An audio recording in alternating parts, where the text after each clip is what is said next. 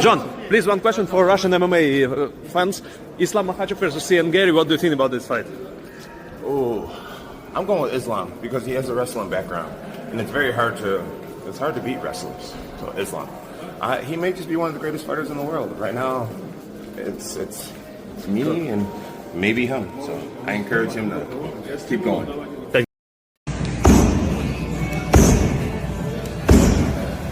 Скрытые таланты Ахмада. Чтобы от тебя пульса была, хоть подержи, да? Да, тоже он есть здесь, тормози, я рассыплюсь от твоих ударов. Вот же есть, который на живот тоже можешь принять удар. Я же, да, на живот можешь принять, нормально.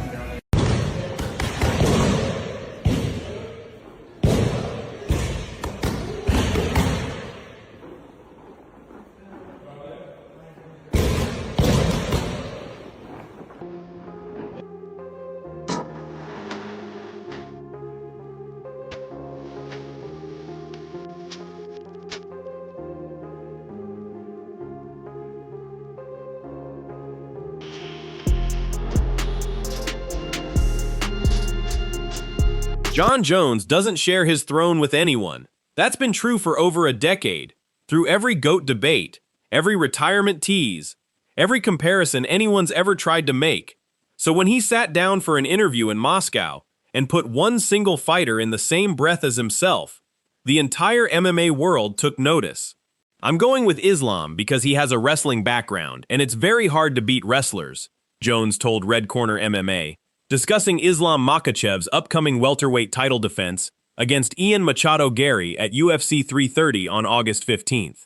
Then came the line that actually made headlines. Islam may just be one of the greatest fighters in the world. Right now, it's me and maybe him. So I encourage him to keep going. Read that again, slowly, because of who's saying it. This is a man who spent his entire career operating as the undisputed consensus pick for greatest fighter in UFC history, a status he's guarded fiercely through every era of the sport's evolution. For Jones to voluntarily place another active fighter that close to his own standing isn't something he does casually or often. In a separate part of the same conversation, Jones elaborated on exactly why Makhachev's specific skill set impresses him so much. To be able to dictate whether the fight is going to be standing or on the ground is a great gift, Jones said, pointing to something that's defined his own dominance for years, the ability to completely control where and how a fight actually happens. Jones wasn't just handing out compliments either. He made an actual prediction for the fight itself, backing Makhachev clearly, while stopping short of aggressive trash talk toward Garry. I assume that Islam is going to win that one, just because of his wrestling pedigree, Jones said.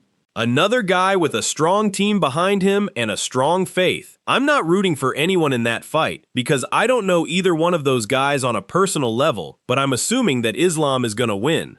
That's a notably measured, almost respectful framing from someone who's built plenty of his own career on confrontational buildups. Jones isn't picking Makhachev because he dislikes Garry. He's picking him because he genuinely believes the wrestling advantage decides fights at this level, full stop. Jones's comments landed at a moment when Makhachev's resume already speaks for itself. He enters UFC 330 riding a 16-fight winning streak, tied with Anderson Silva for the longest in UFC history, with his only professional loss dating back to 2015. That run includes wins over Arman Tsarukyan, Dan Hooker, Charles Oliveira, Dustin Poirier, and most recently Jack Della Maddalena, whom he dominated at UFC 322 last November to become the UFC's 11th two-division champion. His statistical profile backs up every bit of that success too, a 59.5% significant striking accuracy paired with a staggering 91% takedown defense rate, and an average of over 3 takedowns landed per 15 minutes at a 56% success rate. Numbers like that are exactly why Jones felt comfortable putting him in rare company. It's worth pointing out how unusual it is for Jones to publicly rank anyone alongside himself at all, regardless of weight class or era. Throughout his career, Jones has been openly dismissive of comparisons to other light heavyweight greats, other heavyweight champions, and even other multi-division standouts across the sport. His entire public persona has been built around the idea that his ceiling simply hasn't been matched. That's exactly what makes this specific comment stand out from a routine prediction. Jones isn't just saying Makhachev will probably win this fight. He's saying Makhachev belongs in a conversation Jones has spent over a decade keeping almost entirely to himself. Jones isn't the only major voice weighing in on this fight, and the reaction from elsewhere in the UFC has been just as pointed, though not always as flattering toward Garry.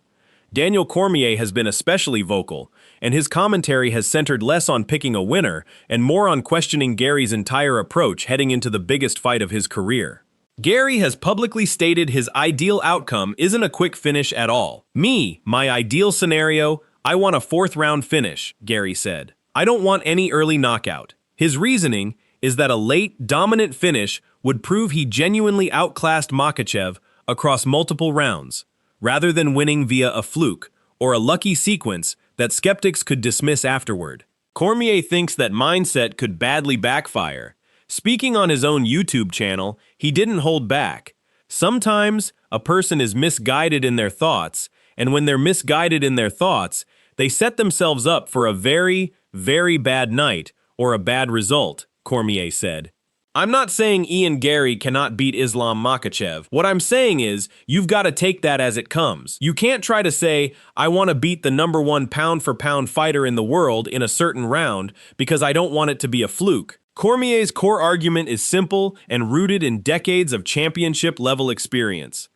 Against a fighter of Makhachev's caliber, trying to script the manner of victory instead of simply focusing on winning by any means necessary is a dangerous mental trap. If you win, it does not matter how you win, Cormier said flatly.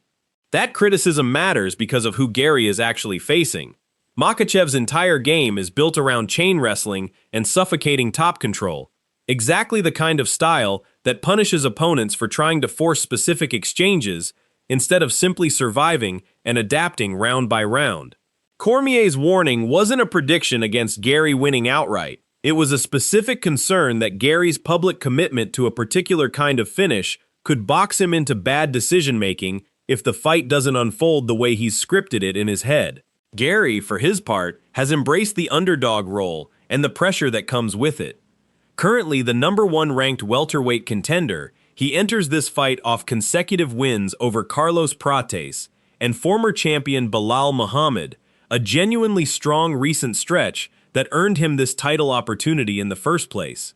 He's also leaned into the magnitude of the moment publicly, comparing the build-up to this fight to the historic rivalry between Khabib Nurmagomedov and Conor McGregor, framing his own Ireland versus Dagestan storyline against Makhachev's team as a kind of spiritual sequel to that 2018 clash.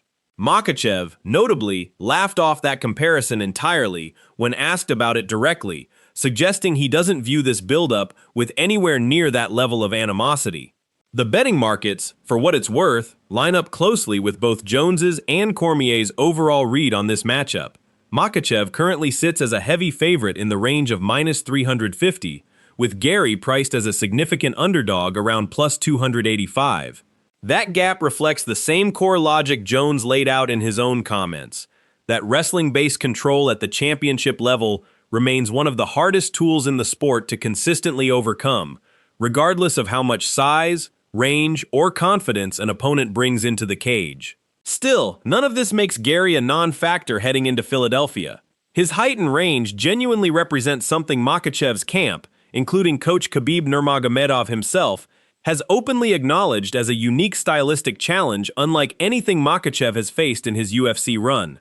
Between Khabib's own concerns about Garry's unusual physical tools and Cormier's warning about Garry potentially overcomplicating his own game plan, this fight is generating a genuinely layered conversation across the sport, one that goes well beyond a simple case of the favorite versus the underdog. So where does that leave things heading into August 15? You've got Jon Jones, a man who almost never elevates another active fighter into his own tier, publicly backing Makhachev both on the merits of his wrestling and as a legitimate GOAT conversation peer. You've got Daniel Cormier questioning whether Garry's own bold predictions might be setting him up for unnecessary trouble. And you've got a champion who, by nearly every statistical and historical measure, has built one of the most dominant resumes the sport has ever produced, now facing the one stylistic matchup his own coaching staff considers a genuine departure from everything that came before it. What's your prediction? Does Jones's read on wrestling being nearly impossible to overcome hold up against Garry's size and range, or is this exactly the kind of unconventional puzzle that finally slows Makhachev's historic run? It's rare to see this many respected voices in the sport, from Jones to Cormier to Makhachev's own coach Khabib, all weighing in this seriously on a single title defense. And that alone tells you how significant UFC 330 has become heading into August 15th. Drop your pick in the comments, and subscribe for more UFC 330 breakdowns as Fight Week gets closer.